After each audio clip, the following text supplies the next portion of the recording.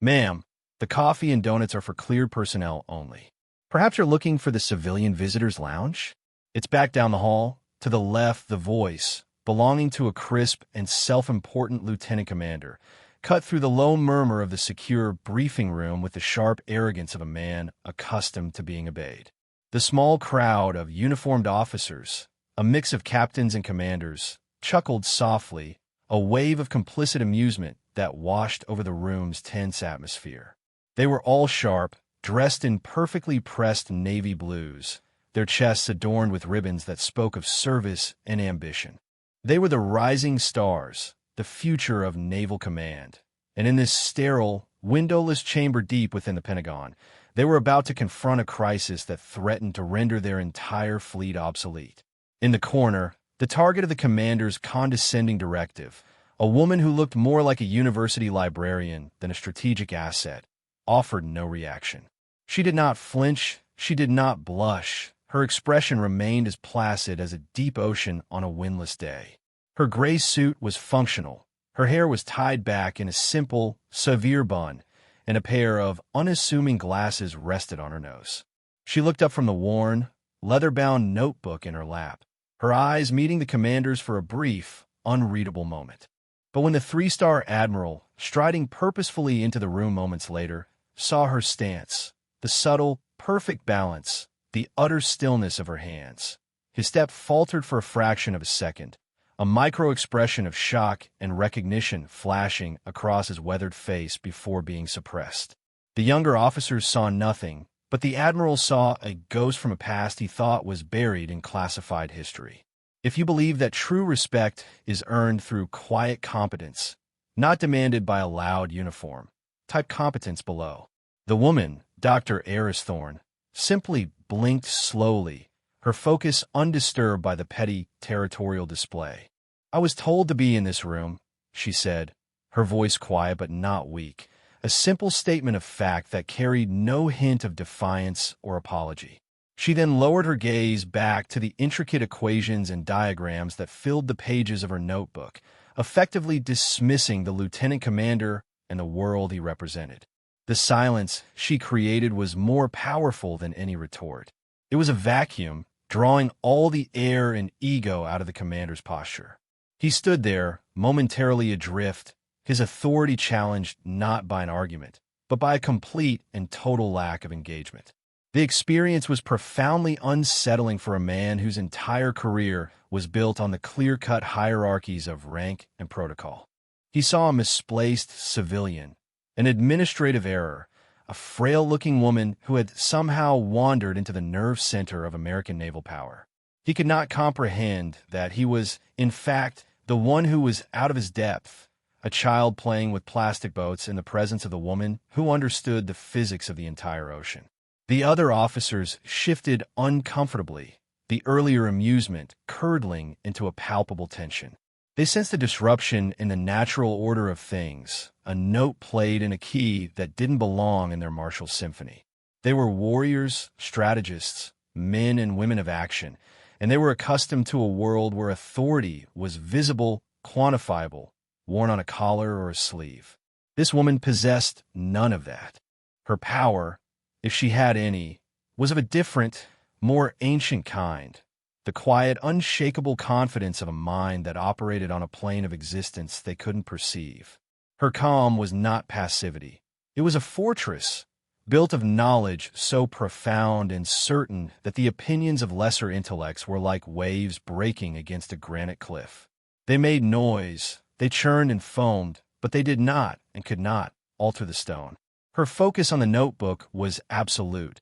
A universe of logic and reason contained within its aging pages, a shield against the trivialities of the world outside. The lieutenant commander, whose name was Jensen, felt a surge of indignant frustration.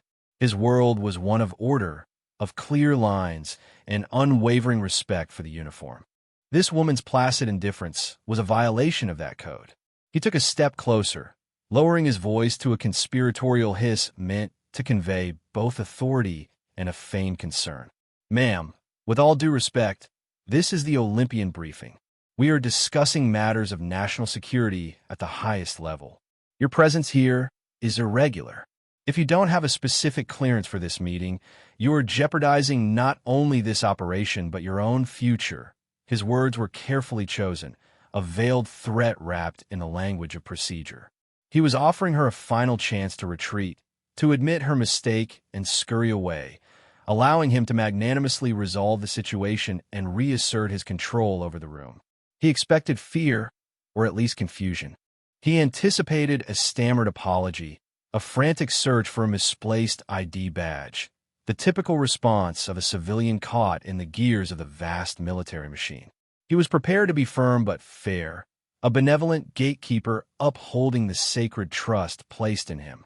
What he received instead was another moment of that unnerving, analytical silence. Eris Thorne slowly dog-eared a page in her notebook before closing it with a soft thud. She placed it on the small table beside her chair with deliberate precision. She then folded her hands in her lap, her posture one of patient waiting. She did not look at him again. She simply stared at the blank projection screen at the front of the room, as if the meeting he was so desperately trying to protect had already begun in her own mind. The message was unmistakable. She was not leaving. The humiliation for Jensen was now acute and dangerously public. He had postured, he had threatened, and he had been met with the conversational equivalent of a brick wall. His authority had evaporated. The smirks from his peers had vanished, replaced by looks of intense curiosity, all directed at the silent woman in the corner. She had, without raising her voice or her pulse, seized control of the room's emotional landscape. She had become the central mystery, and he, the loud and officious commander, had been relegated to a minor, buzzing annoyance. He was about to escalate, to call for the Marine Guard station outside, when the main door swung open and the briefing was officially called to order, forcing him to retreat to his seat, his face a mask of cold fury. He made a silent vow to uncover who this woman was and to ensure her career as a government contractor, or whatever she was, came to a swift and definitive end. It was an assumption born of pure, unadulterated ego, the last gasp of a man who could not conceive of a power structure different from the one he so diligently served. He had made the gravest mistake of a gatekeeper. He had assumed the gate he was guarding was the only one that mattered.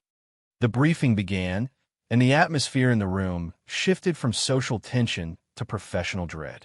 Rear Admiral Peters, a stern man with a face like a topographical map of every conflict since the Cold War, stood at the podium. Behind him, the main screen flickered to life, displaying a satellite map of the North Atlantic. Red lines indicated the patrol routes of American carrier strike groups. Blue icons represented friendly submarines.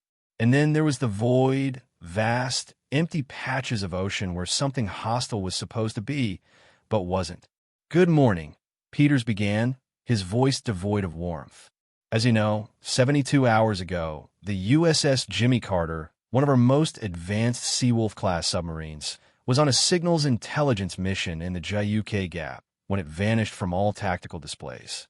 We have not received a distress call, an emergency beacon, or any communication of any kind. For all intents and purposes, a $2 billion asset and its 140 crew members have ceased to exist. A collective intake of breath swept through the room. This was far worse than the rumors had suggested. Peters clicked a button, and a new slide appeared. It showed a chaotic mess of sonar data, magnetic anomaly readings, and thermal layers. This is the last 4 hours of sensor data from the search area. As you can see, it's a ghost hunt. We have saturated the region with every asset at our disposal.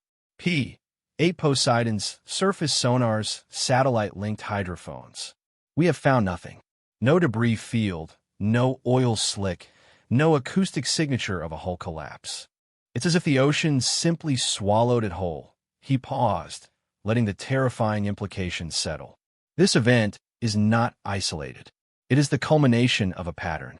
Over the past 6 months, NATO has documented 12 instances of what we are now calling phantom contacts, unverified acoustic signatures that appear and disappear, causing our most advanced tracking systems to fail. We believe they were sophisticated decoys, electronic warfare tricks. We were wrong. We now believe we are facing a new class of enemy submarine, one that operates on a principle of stealth we do not currently understand." Commander Jensen leaned forward, his earlier humiliation forgotten, now replaced by the focused intensity of a naval officer confronting a new threat. This was his world, the cold calculus of undersea warfare. He, like everyone else, stared at the screens, tried to find a pattern, a flaw, a whisper of a clue in the digital noise. The best minds in naval intelligence presented their findings. They spoke of radical hull materials, of non-metallic components, of magneto-hydrodynamic drives that left no cavitation signature.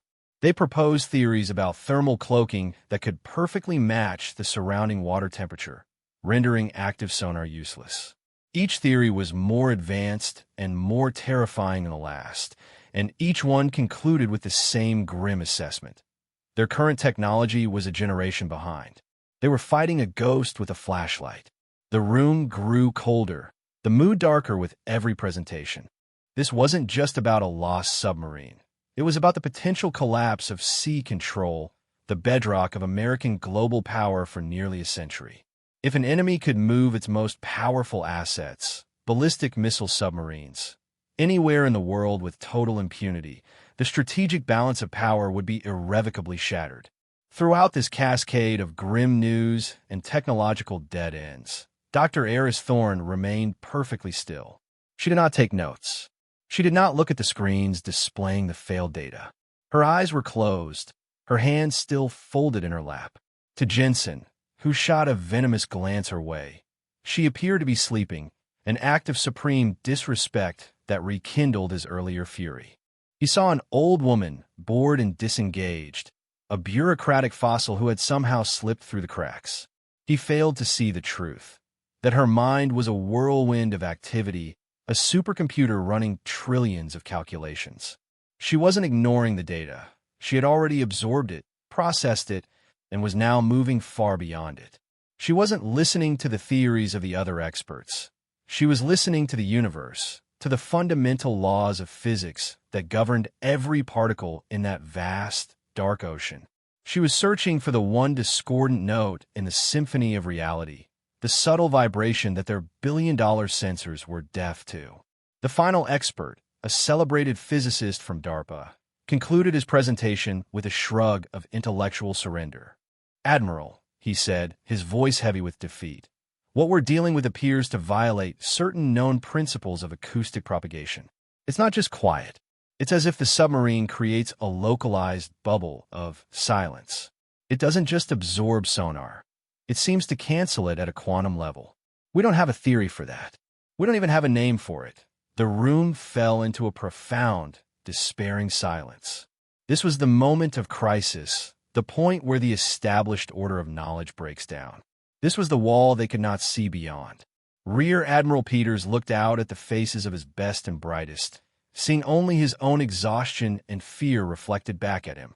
He gripped the podium, his knuckles white. "So that's it? We're blind?" "Does anyone," he asked, his voice cracking with desperation, "have anything? Anything at all, no matter how unconventional?" The silence that answered him was heavier than before. It was the sound of a paradigm shifting, of an empire realizing its walls were made of paper. Jensen stared at the floor, the full weight of their impotence crashing down on him. The arrogance, the certainty, the technological superiority that had defined his entire worldview. It was all an illusion. They were children in the dark, afraid of a monster they couldn't see or comprehend. And it was in that moment of absolute silence, when all the loud, confident voices had fallen away, that a different kind of sound emerged. It was the soft, dry rustle of a page turning in an old notebook. A quiet voice, calm and measured, sliced through the funereal atmosphere of the room. A mite. Every head snapped towards a corner. It was Dr. Eris Thorne. She had opened her eyes, and they were clear, focused, and radiated an intensity that seemed to transform her entire being. She rose from her chair, her movements economical and precise, devoid of any theatricality.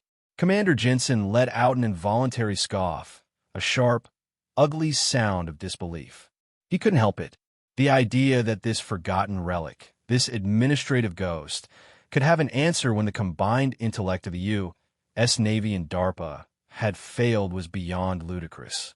It was an insult to the entire institution. Rear Admiral Peters, however, was desperate. He gestured towards the front of the room, a silent invitation. "Please, Doctor," he trailed off, realizing he didn't even know her name. "Thorn," she supplied, walking not towards the advanced digital smartboard with its touch-screen capabilities and network integration, but towards an old, stained whiteboard in the corner of the room, a forgotten relic from a more analog age. She picked up a simple black dry erase marker, the cap coming off with a soft click that echoed in the cavernous silence. For a moment, she just stood there, staring at the blank white space, her back to the most powerful naval minds in the world. The room held its breath. Jensen leaned over to the captain next to him and whispered, "What is this, a high school physics lesson?" "She's going to draw us a diagram of a propeller." The captain, a more seasoned officer, simply put a hand on Jensen's arm, his eyes locked on the woman at the board. "Quiet, Commander. Let's see what she has." Dr. Thorne began to write. What appeared on the board was not a diagram of a submarine or a chart of the ocean. It was a line of pure mathematics, an equation so dense with unfamiliar symbols and complex operators that it looked like an alien language. She wrote with a fluid, practiced grace, her hand never hesitating.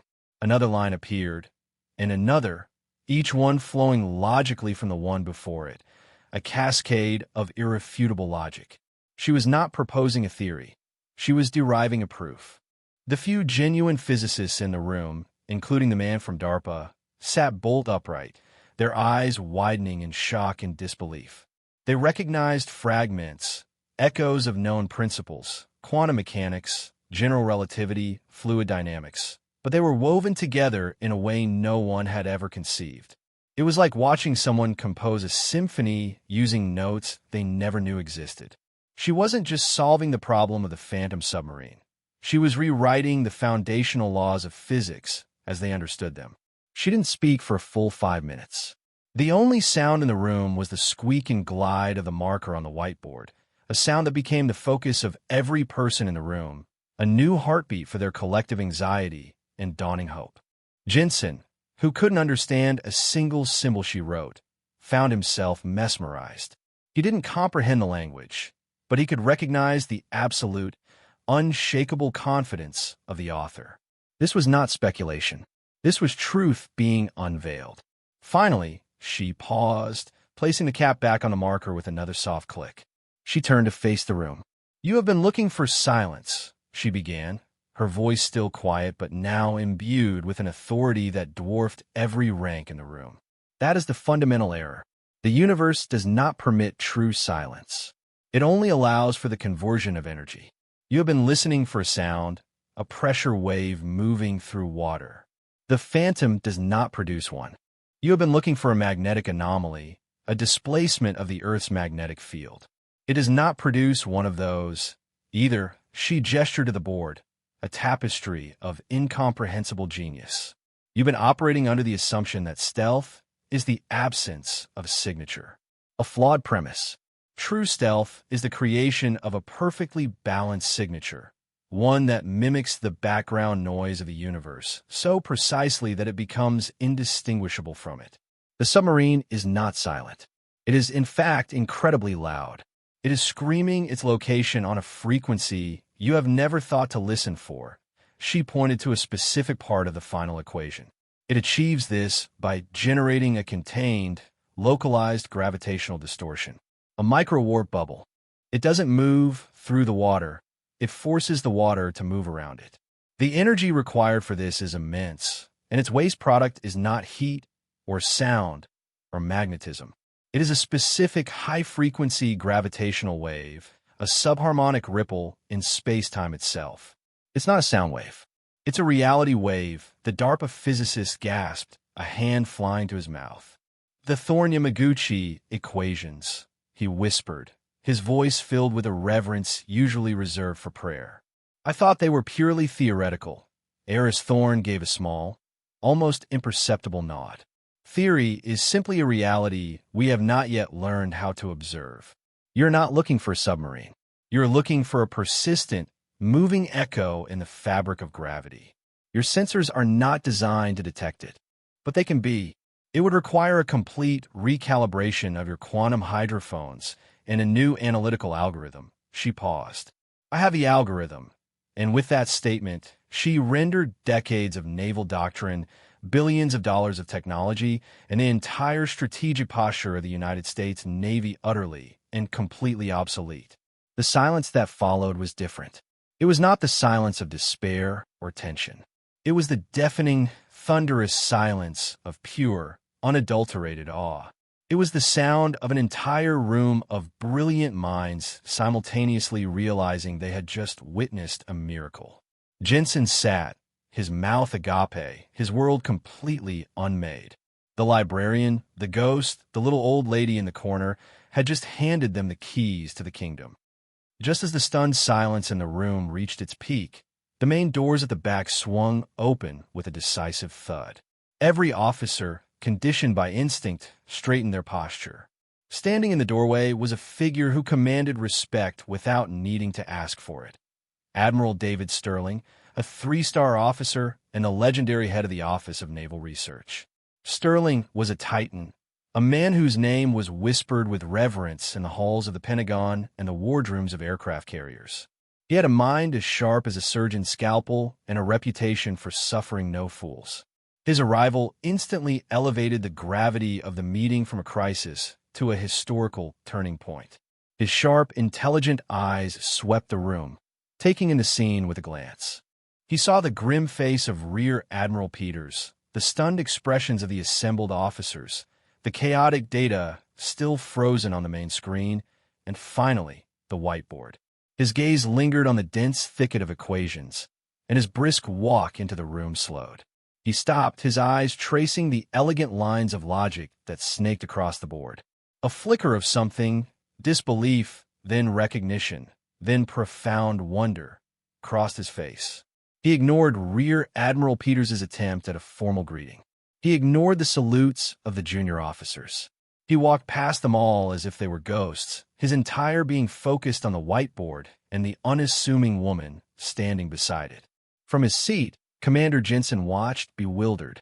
He expected Sterling to be furious at this breach of protocol, at this civilian who had hijacked a top-secret briefing.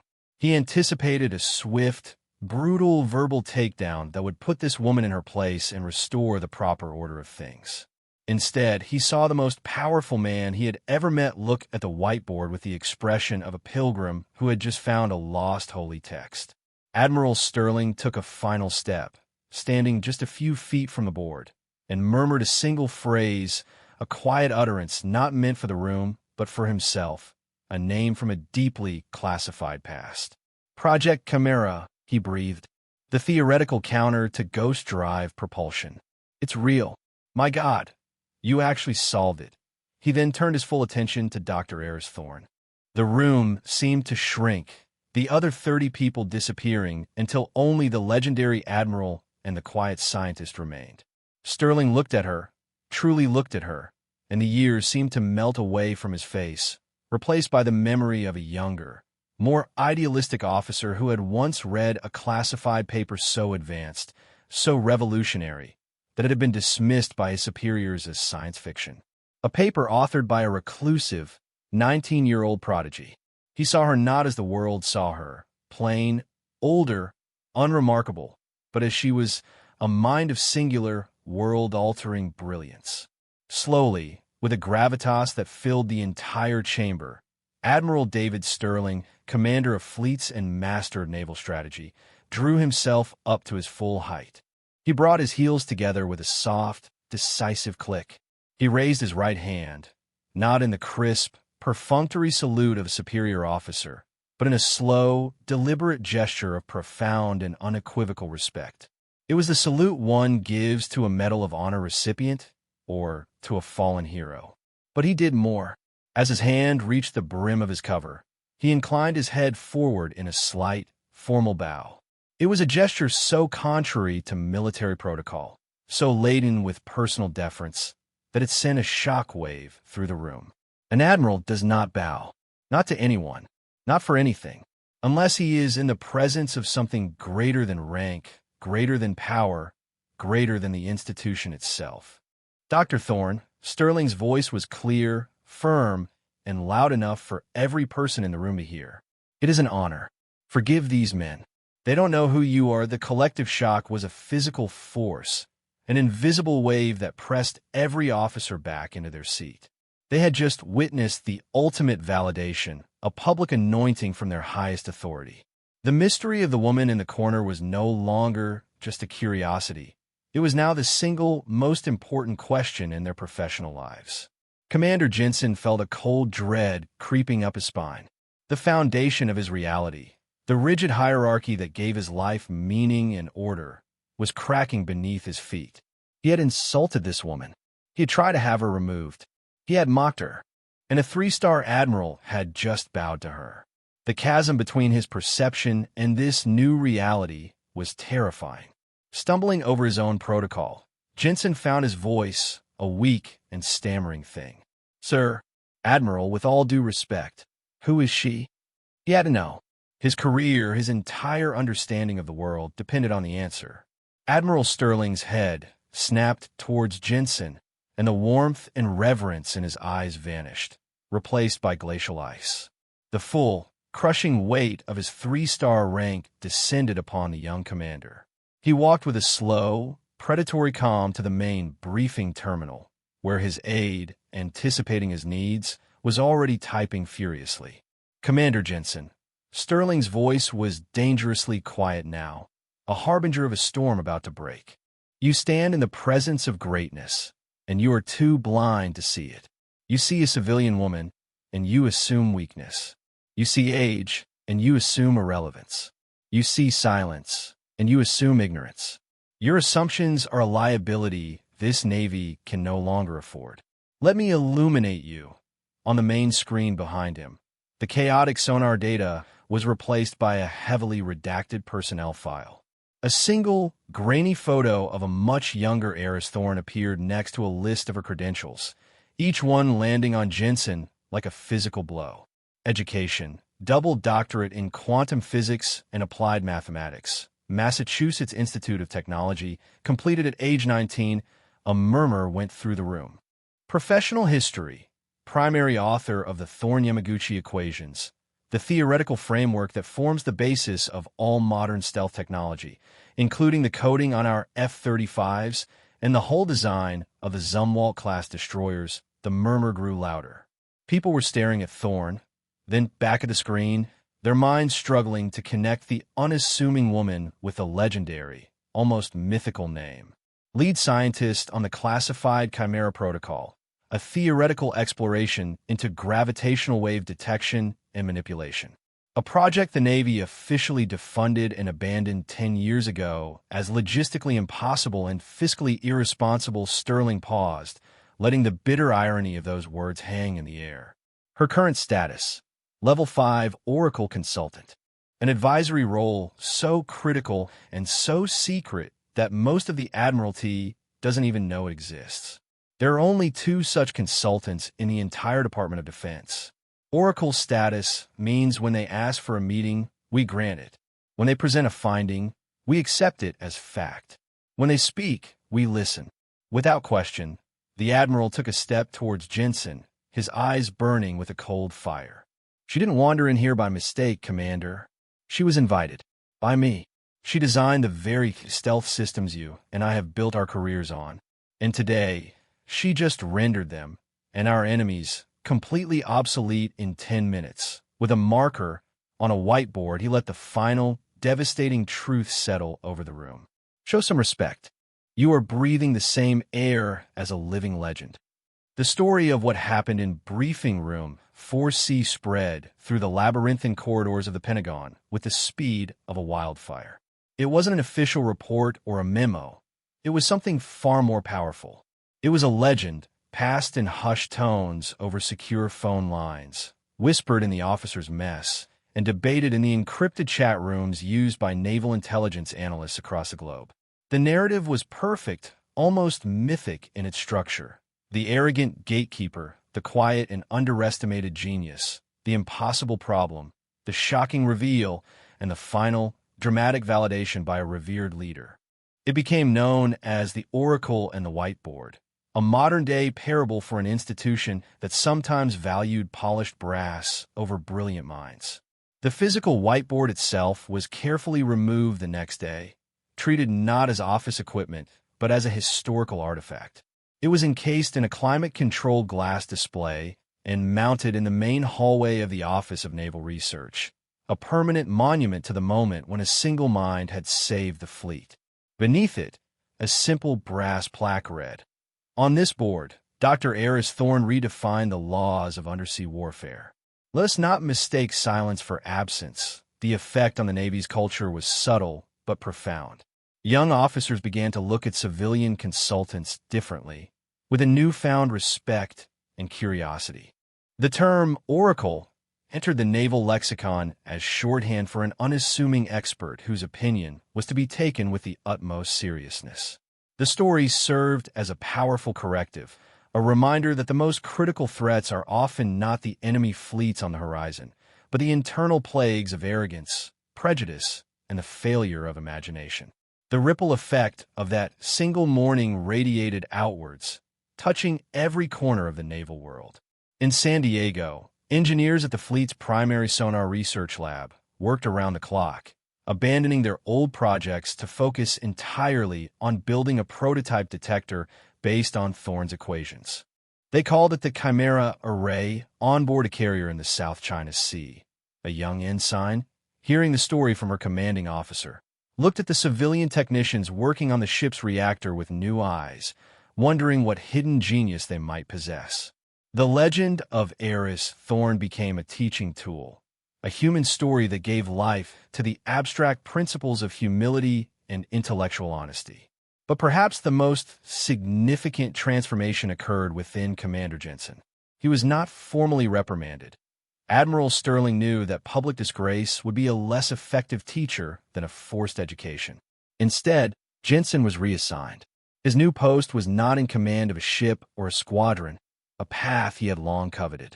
He was made the junior military liaison to the newly reestablished and massively funded Project Chimera, reporting directly to its new head, Dr. Aris Thorne. It was a humbling, almost monastic penance. His first day, he stood before her office, a sterile room filled with blackboards and books, his uniform feeling heavy and absurd. He knocked, and she bid him enter without looking up from a complex differential equation she was sketching on a notepad.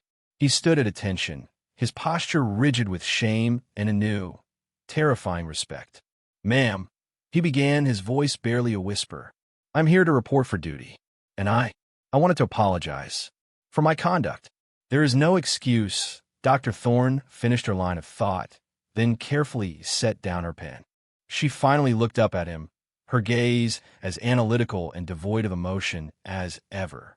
She seemed to be studying him like an interesting but flawed piece of equipment. "Your apology is noted, Commander," she said, "but it is also irrelevant. Your feelings about me, then or now, have no bearing on the problem. The only thing that matters is the work." She gestured to a stack of technical manuals on her desk, each one thicker than a phone book. "Your first task is to read these. They're the foundational texts for quantum hydrodynamics. You will not understand most of it. That is expected. I want you to highlight every section you don't comprehend, which I anticipate will be nearly all of them. Then, you will bring your questions to me. Your education begins now." Jensen, who had graduated with honors from the Naval Academy, felt like a first-year plebe all over again. He took the books, the weight of his own ignorance heavier than any physical burden. "Yes, ma'am," he said. It was in that moment that his real transformation began. Stripped of his rank and authority, he was forced to confront the vastness of what he did not know. He started to learn that true command was not about giving orders, but about understanding the problem so deeply that the correct order becomes self-evident. He was being remade, forged in the crucible of Thorne's quiet, demanding, and utterly impartial intellect. He learned to listen, to ask questions, and to value the content of an idea over the rank of the person who proposed it. The legend of Dr. Thorne was not just about her genius. It was about her ability to change the very people who had once dismissed her, turning an arrogant gatekeeper into a devoted student. The new department, officially designated the Advanced Theoretical Physics and Maritime Applications Division, but known to everyone simply as Project Chimera, became the most dynamic and innovative corner of the entire military-industrial complex. Dr. Thorne's leadership style was a radical departure from the rigid, top-down hierarchy of the military. There was no rank in her laboratory. An ensign fresh out of MIT, with a brilliant idea, was given the same audience and respect as a senior captain with 30 years of service. The only currency that mattered was intellectual honesty and the relentless pursuit of the solution. She fostered an environment where failure was seen not as a mark of shame, but as a necessary step in the process of discovery. "Our assumptions are the cage," she would often say to her team. "Every failed experiment is a file that helps us saw through the bars." Her humility was as profound as her intellect. She never boasted about her past achievements or her legendary status. When a young physicist, struggling to grasp one of her more esoteric concepts, asked her in frustration how she dealt with Jensen's initial disrespect, her answer became another piece of the growing Thorne legend. She paused, looking up from a complex schematic, and seemed genuinely puzzled by the question, as if trying to recall a distant and unimportant memory. "The commander," she finally said. He was an ancillary data point, a variable of social friction.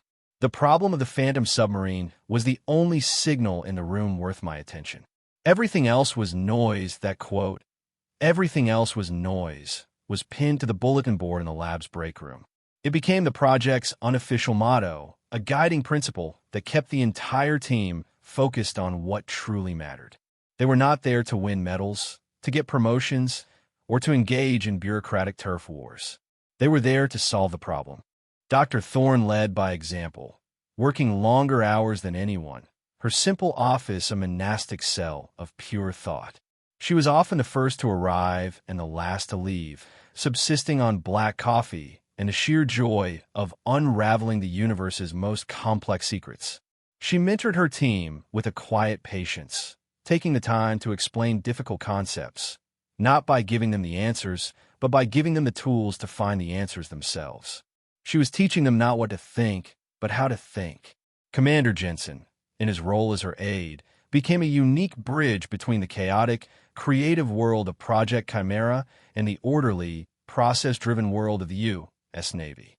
He handled the budgets, the security protocols, the personnel requests, and the endless streams of paperwork, shielding Thorne and her team from the bureaucratic friction that could stifle their work. He became her fiercely protective gatekeeper, but this time he was guarding a gate that led to true genius, not one that upheld false pride. He learned to translate Thorne's revolutionary concepts into the practical language that admirals and politicians could understand and fund. He saw his new role not as a demotion, but as the most important mission of his life. One evening, after a grueling 17-hour session that resulted in a major breakthrough in sensor miniaturization, Jensen found Dr. Thorne alone in the lab, staring at the original whiteboard, which was now on loan from the ONR and held a place of honor in their main research area. "We did it, ma'am," Jensen said softly, a sense of shared accomplishment in his voice. "The new array is 3 times more sensitive and half the size. We can retrofit the entire Seawolf fleet in 6 months." Thorne did not turn around. She traced one of the equations on the glass case with her finger. "We have a viable solution, Commander," she corrected gently. "Did it" is a terminal phrase. The work is never done. Our solution today will become the foundation of our enemy's problem tomorrow. The pursuit of knowledge is an infinite game. There is no final victory. Jensen stood beside her, looking at the symbols he was now beginning, slowly and painfully, to understand. He saw not just math, but a philosophy, a way of looking at the world that was both humbling and exhilarating. "Thank you, ma'am," he said, the words coming from a place of deep, hard-won sincerity. "For what, Commander?" she asked, still focused on the board. "For the education," he replied. For teaching me the difference between signal and noise for the first time since he had met her, Eris Thorne turned and gave him something that almost resembled a small, knowing smile. It was a gesture of acknowledgement, a sign that her most difficult and perhaps most important project, the transformation of a man's character, had also yielded a successful result. A year passed. The world remained unaware of the silent, high-stakes revolution that had occurred in the depths of naval intelligence. To the public, the seas were as they had always been, vast and governed by the established powers. But in the shadowy world of undersea warfare, everything had changed. The first operational Chimera array, installed on the USS Connecticut, was deployed on a clandestine mission to the Barents Sea, the home waters of the Russian Northern Fleet, where the phantom contacts had been most prevalent. The mission was a resounding success. On the third day of its patrol, the Connecticut's sonar room, once filled with the confusing static of a ghost hunt, lit up with a clear, unmistakable signature. It was not a sound. It was a gravitational echo, a persistent ripple in space-time, displayed on their screens as a shimmering, ethereal waveform. It was the phantom. For 2 weeks, the Connecticut shadowed the enemy submarine with perfect, undetectable precision. They tracked its patrol routes, logged its communication windows, and mapped its operational doctrine. The hunter had become the hunted. The ghost was no longer invisible. The mission culminated in a carefully orchestrated diplomatic maneuver. An American naval attaché in Moscow presented his Russian counterpart with a simple, undeniable piece of evidence, a detailed track chart of their most secret and advanced submarine's latest patrol, complete with timestamps and depth readings. No threats were made, no accusations leveled. None were needed. The message was clear: we can see you. The strategic checkmate was absolute. Within a month, international naval traffic showed the entire fleet of the new Phantom-class submarines being recalled to their home ports for extended maintenance. They never deployed to patrol zones again. A global crisis that could have led to a new, terrifying Cold War was averted without a single shot being fired, thanks to the quiet, methodical work of a woman whom the world would never know. The story of that initial briefing was now a core part of the curriculum at the Naval War College in Newport. Admiral Sterling, now on the verge of retirement, made a point of giving the final lecture to each graduating class of new commanders. He would stand before them, the best and brightest of the next generation, and he would begin his speech with the same words every time. "Ma'am, the coffee and donuts are for cleared personnel only." He would let the quote hang in the air, allowing the new officers, who all knew the story, to feel the chilling weight of its ignorance. Then he would tell them the tale of Dr. Eris Thorne. He used it as a lesson not in physics, but in leadership. "Your most advanced weapon system," he would conclude, his voice booming through the lecture hall, "is not the Tomahawk missile. It is not the F-35 fighter jet. It is not the Virginia-class submarine. It is, and always will be, the disciplined humility to accept that your assumptions are probably wrong. Your duty as a leader is not to have all the answers. It is to create an environment where the answers, no matter where they come from, are allowed to be heard. Look for the quiet ones. Seek out the people who are focused on the problem, not on their own prestige. The true nature of power is not the ability to command. It is the ability to see the genius that others overlook, to hear the signal through the noise. The legacy of Eris Thorne was not etched in a medal or a monument. It was a living thing, a change in the institutional DNA of the Navy.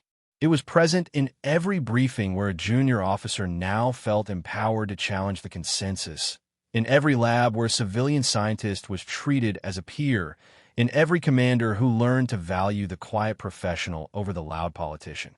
True legacy isn't what you leave behind in a museum case or a history book. It's the change that continues to move forward, the idea that takes root in the minds of others and inspires them to be better, wiser, and more humble. The universe does not reward arrogance or pride. It rewards those who listen patiently to its secrets, who approach its vast complexity not with the certainty of a conqueror, but with the quiet, persistent curiosity of a student. Strength does not need to announce itself.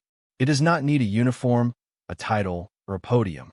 It simply is a fundamental force of nature, waiting calmly in the corner for the moment it is needed most, ready to change the world not with a bang, but with a quiet, irrefutable truth written in chalk on an old whiteboard.